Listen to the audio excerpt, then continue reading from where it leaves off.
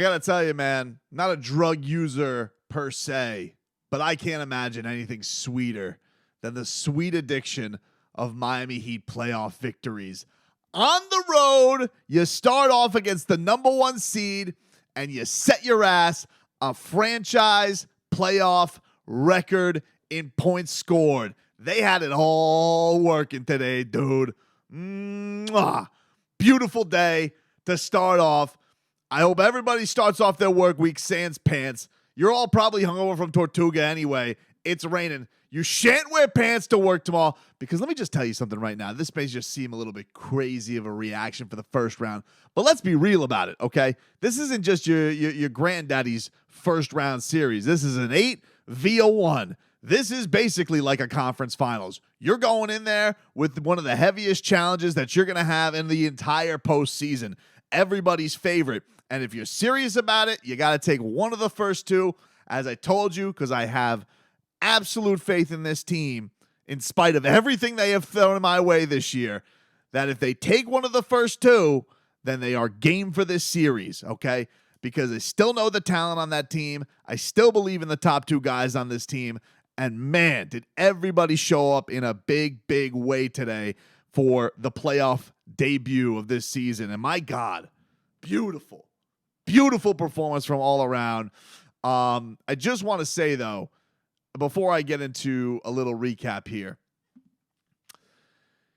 if you rooted for ping pong balls for the Heat on Friday night, if that's what you did, maybe you did. Maybe you thought to yourself, this team's not going to do nothing. I'd rather just have a point blip, blip, blip chance at Wembanyama. I'm not gonna ban you from celebrating tonight. That seems harsh. I understand this has been a very, very dark year. This has brought a lot of frustration. However, I just want you to celebrate tonight in a little bit of silent shame. So when you're celebrating tonight and you're tweeting at Bucks fans or whoever's out there, and you want to get a little bit froggy because you got 2 days to celebrate this until back on the court, in the back of your mind, I want you to just remember, this is not what I wanted. I rooted for lottery balls, and shame on me. That's it. I'm not banning you. I don't want to ban you. I know it's been a hard year. However, you will embrace that you wear some of the shame. All of you ping pong rooters in the comments, you may celebrate tonight. However, there must be consequences, and that consequences is your shame. So, what a night tonight, man. Jimmy Buckets. This guy's a different animal when it comes to the playoffs. I mean, what can you say? You don't believe in playoff Jimmy? You don't believe in Jim VP? I don't know what to tell you, dude, because the guy comes to play every single postseason. He's one of the most dynamic players in all of playoff basketball, and you have this Bucks team that really was able to shut this team's ass down the last time that they faced in a playoff series. I know it. It hurts. Like, look, we came into that series swaggering 2 years back. After going to the finals, run it back. Thought we had the keys to figuring out Giannis. All that stuff, dude. I remember. I was part of it.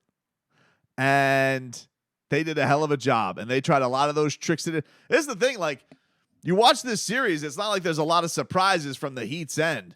You look at it, you're like, yeah, that's familiar. That's familiar. Drew Holiday being a menace. Chris Middleton hitting tough shots. Brook Lopez being a menace at the rim and is going to try and make Bam Adebayo beat him with his jump shot. It all was familiar.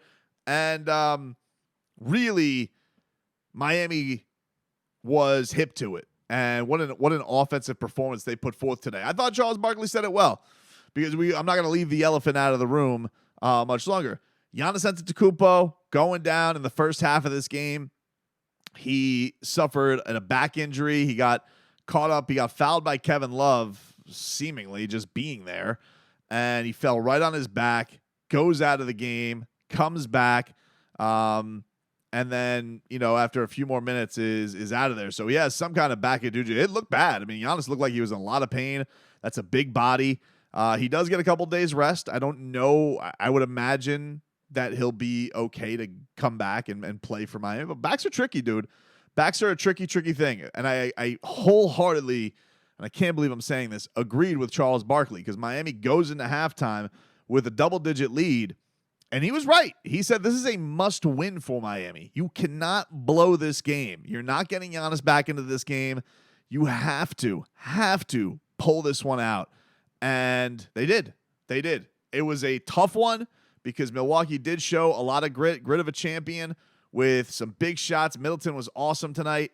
You got a really nice game from Bobby Portis. I will get to you though, Bobby Portis. Okay, even though you took advantage every time there was a mouse in the house. Okay, you were like truly Nolan exterminating. I will say, but kind sir. Okay, Bobby, you don't shove Eric Spoelstra. Okay, that is not gonna fly around here. All right, dude.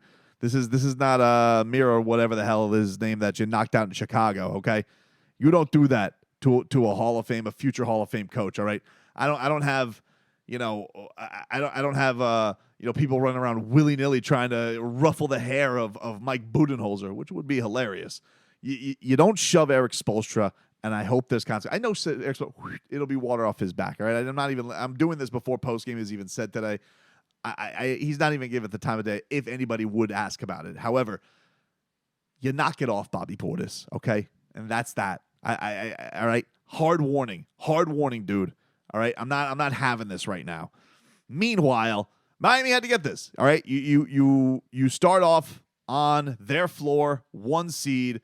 You got it going the way you got it going. You're getting the performance you're getting from Jimmy Butler. You're getting the shooting and I can't say enough about Kevin Love.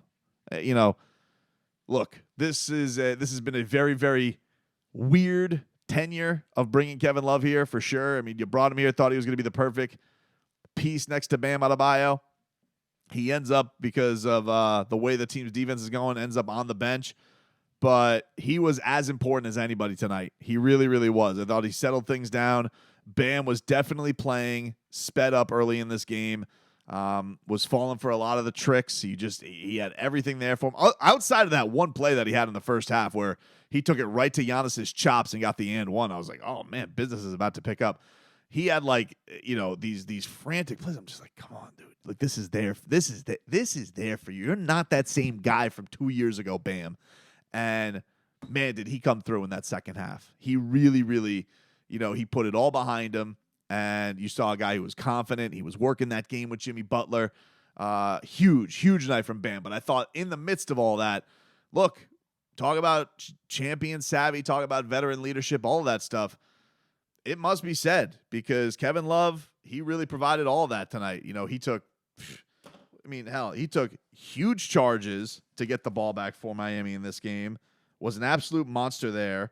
He was getting big-time rebounds. He got Giannis. Before Giannis got hurt, he got 2 big charges on Giannis to get him out of the game for a bit. He was hitting big-time threes. Kevin Love in this one tonight finished with 18 points, 8 rebounds. He was 4 of 7 from downtown.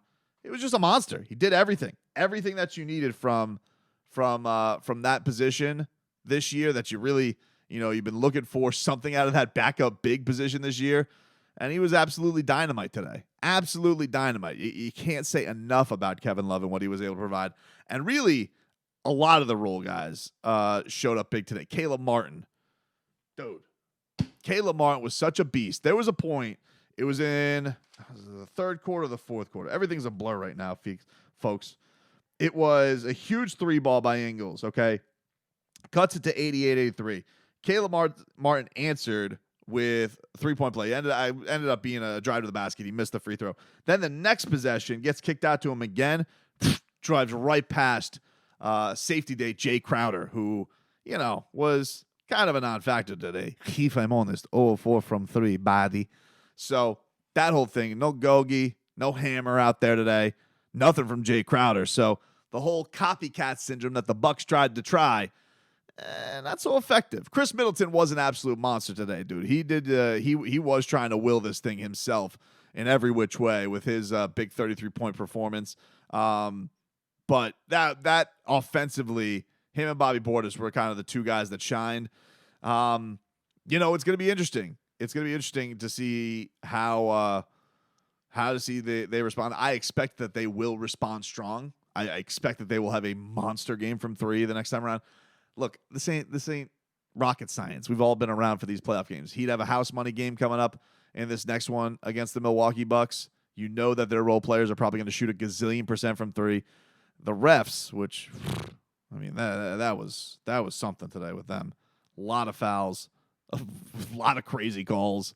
Probably knew that with the Tony Brothers crew.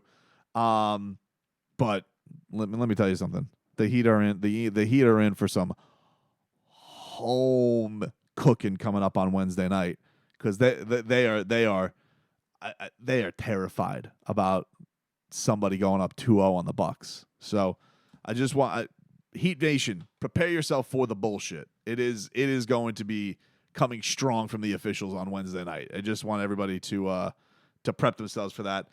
Gabe Vincent, what a monster he was tonight, especially in the fourth quarter. Hit 3 fourth-quarter three-pointers. Really was a response. And that was the thing that was impressive about Miami, because Milwaukee, they had a lot of responses today.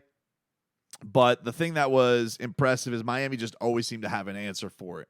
If it was a bucket on the other end, Bam came back with a three-point play on the other side of it. And you set up the formula so great for you. And by the way, I haven't even mentioned it in this video yet. I almost feel like it deserves its own video, talking about the injury of Tyler Herro. So you did this without Tyler Herro for the entire second half. Broke his hand. Really unfortunate incident. He goes and dives for a ball from Grayson Allen. So he's making the play and just bends back his doing my left hand. It was his actual shooting hand that he hit it with, and he is in a lot of pain. And Tyler Herro, you could just tell this was not good off the bat. They, in fact, in that same, they try, John Crotty's screaming, get him off the court. Somebody take a foul, get Tyler out of there.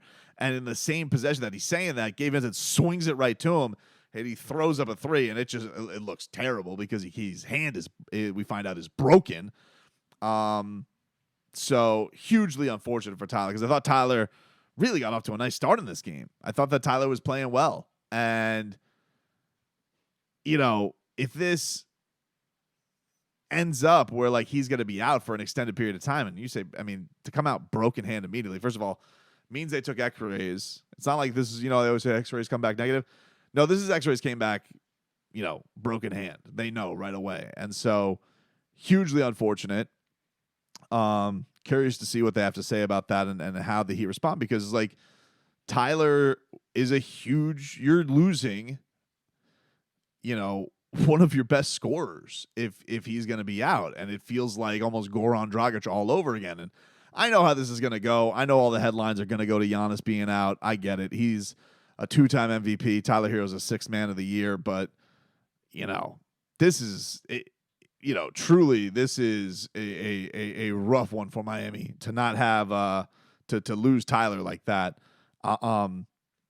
If you were going to go and beat Milwaukee, could you do it without Tyler Herro? If you told me you didn't have Tyler Herro, would I say you could do it? I'd say not bloody likely. But if you were to tell me, of the top 3 guys, who could you afford if I was forced for that torch? I guess him. But, yeah, I'd still feel like he'd have an uphill climb. You got this kind of a performance today where you just had the offense clicking on all cylinders. You were hitting everything from 3. You were super efficient all over the place. Tyler is one of those guys where things are going awry, can get you some tough buckets from time to time, or can get streaky.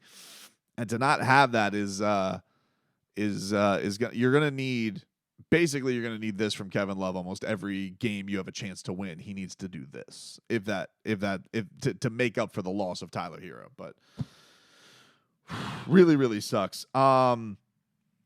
But tonight was great. I thought the biggest I really thought, though, out of everything tonight, outside of the injuries, the biggest thing tonight was Bam Adebayo's second half. I thought, Jimmy being playoff Jimmy was the best player on the floor tonight, bar none.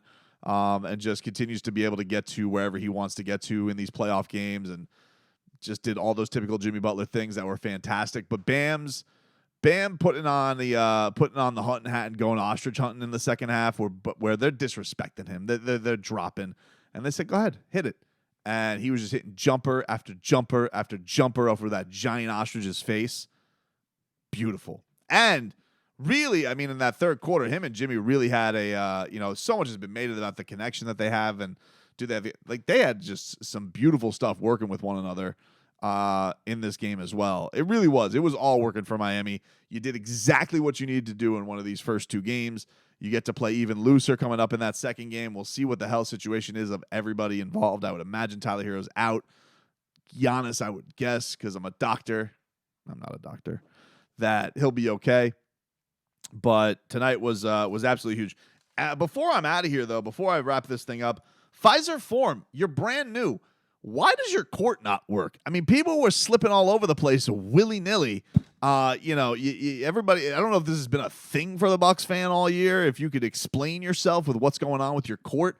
I haven't seen a playing field be that bad since the Citrus Bowl back in the day where Canes were, really, honestly, the Citrus Bowl every single year, quite frankly. But, fix your court, Pfizer. Aren't you brand new? What the hell is going on there? People slipping and sliding all over the place like a bunch of seals. It's ridiculous, dude. Anyway, going to enjoy this one, Heat Nation. This was a great, fun win tonight for a team that, was really rough to watch offensively all year. It was a beaut to watch this one. Go figure this Miami Heat team breaks the playoff point record. What is this season? It is crazy. But don't forget, if you did root for lottery balls, you celebrate in silent shame tonight.